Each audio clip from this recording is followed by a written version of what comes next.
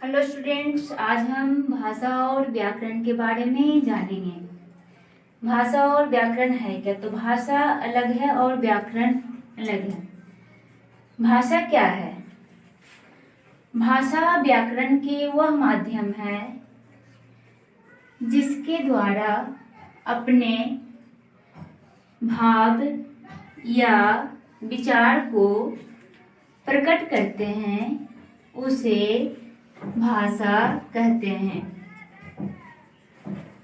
भाषा के कितने रूप होते हैं?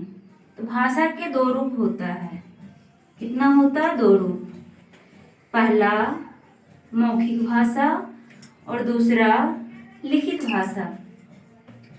तो मौखिक भाषा क्या है? हमें जानना है मौखिक भाषा के बारे में कि मौखिक भाषा होता क्या है। मौखिक भाषा कहते किसे हैं? तो मौखिक भाषा क्या है उसके बारे में हम जानते हैं। भाषा के वह माध्यम जिसको हम बोलकर तथा दूसरे, गौर कीजिएगा, दूसरे सुनकर समझते हैं, उसे मौखिक भाषा कहते हैं। उसे क्या कहते हैं? मौखिक भाषा कहते हैं। जैसे बातचीत करना, टीवी पर प्रसारण देखना, भाषण सुनना, गाना सुनना, ये सब मौखिक भाषा के अंतर्गत आते हैं। दूसरा है लिखित भाषा। दूसरा क्या है? लिखित भाषा। तो लिखित भाषा क्या है?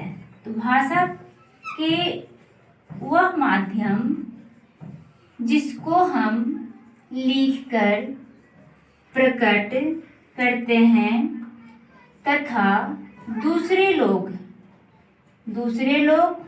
पढ़कर समझते हैं, उसे क्या कहते हैं हम? लिखित भाषा। जैसे पत्र लिखना, कहानी लिखना, प्रश्न उत्तर लिखना, ये सब लिखित भाषा के अंतर्गत आता है।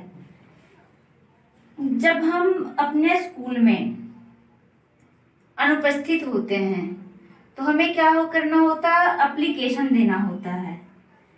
तो एप्लीकेशन देना होता, एप्लीकेशन बच्चे लिखते हैं और मैम उसे पढ़ती हैं। तो बच्चा जो लिख रहा है वो क्या हो गया? लिखित भाषा।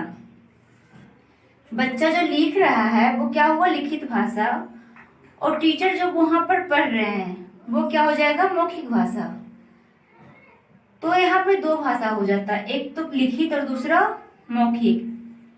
कहानी लिखना, कहानी को लिखते हैं, कोई राइटर लिखता है और हम उसे पढ़ते हैं।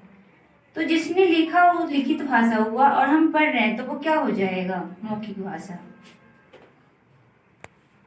हमारे विभिन्न राज्यों में विभिन्न भाषाएं बोली जाती है। अंग्रेजी, हिंदी, मलयालम, मराठी, इस तरह की भाषाएं बोली जाती है।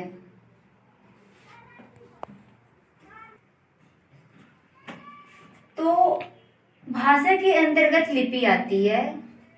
इससे हम हिंदी को किस लिपि में लिखते हैं? देवनागरी लिपि में। और इंग्लिश, अंग्रेजी को रोमन। तो अब हम लिपि के बारे में जानते हैं कि लिपि क्या है। लिपि क्या है? तो लिपि भाषा को लिखने में जिस चिन्ह के प्रयोग किया जाता है उसे हम क्या कहते हैं? लिपि कहते हैं। जैसे